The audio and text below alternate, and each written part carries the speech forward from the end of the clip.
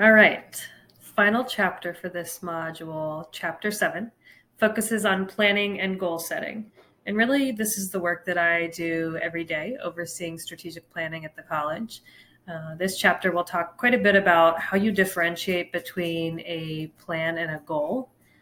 And I'm curious if any of you have experience in supporting a strategic plan at your current place of work or maybe a former place of work, if you had the opportunity to provide feedback to what ultimately ended up in the plan.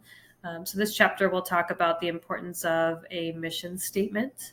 Catawba has a mission statement that's fairly long, and you'll find that our book recommends that it's actually a bit shorter to become a little more memorable. In addition to that, you'll learn about what strategic goals are, what tactical goals are, and what operational goals are. Three very different things that are important to contribute to the strategic planning process.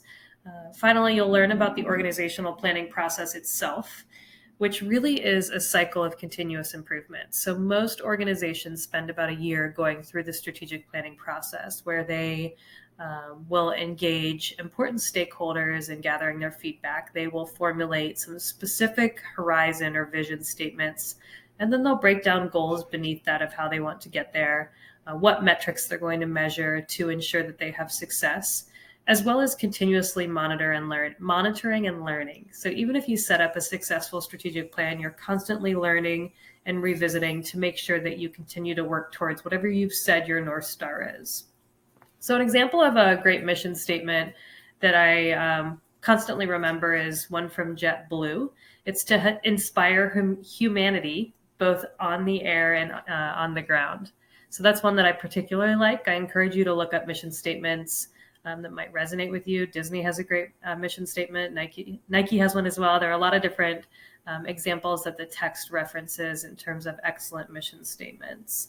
The chapter also talks about goal conflict. So I think this is pretty normal in any place of work.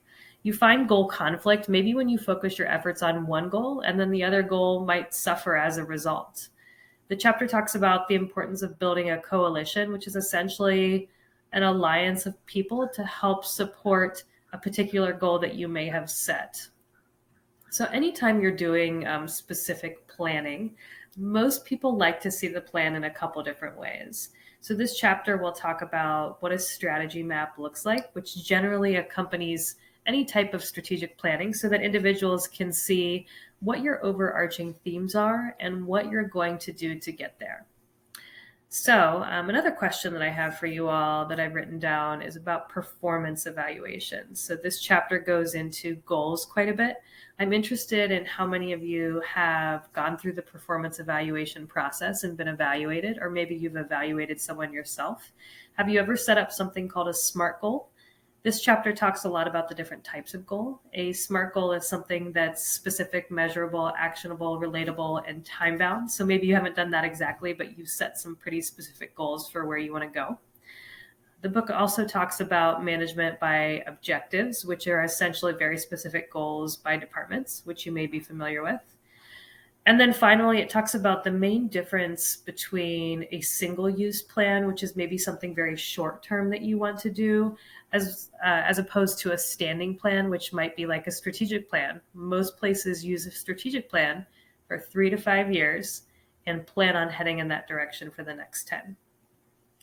The chapter rounds itself out by talking about contingency planning. You always need to have a contingency plan if things don't go according to your expectations. So I would say in the enrollment world, in higher education, this is a hot topic right now. So a lot of graduating high school seniors are maybe choosing another path, and there's not as many students to go to college. So a lot of colleges are focusing on students who have maybe been to college but haven't finished, or maybe looking at offering micro-credentials or graduate programs or different forms of training that may be the way of the future. A couple other things, and I'll wrap up my update here. This chapter talks about setting stretching goals. It's important that you reach. If you continue to do the same things you've always done, eventually over time, things will decline. Scenario building is another thing that's talked about in this chapter as a means to contingency plan. It's essentially looking at a set of trends or sort of a gap analysis in your community and visualizing what some of the future possibilities might be for your business. And then the very final piece of this chapter is crisis planning. which no one really wants to spend a lot of time on until something comes up. So it's very important that in your planning at an organizational level that you do have a crisis plan in place. So that wraps up chapter 7. Hopefully that wasn't too boring for you. This is the stuff that I live and breathe at work and what I really love. And I hope that you can get something out of this chapter.